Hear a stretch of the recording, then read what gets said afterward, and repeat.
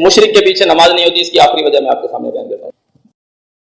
हमने देखा एक इमाम है, उसके जिस्म के ऊपर या उसके कपड़ों के ऊपर जाहिरी नजासत लगी है, खून लगा हुआ है या कोई और नजासत उसके साथ लगी हुई है। आपने देखा वो नमाज पढ़ा रहा है और नमाज पढ़ाते हुए आपकी नजर पड़ी कि ये इसके पीछे मैं नमाज पढ़ने लगा हूँ, ये तो इसके कपड़ों पे तो खून लगा हुआ है, अब आप नमाज पढ़ेंगे? नहीं पढ़ेंगे।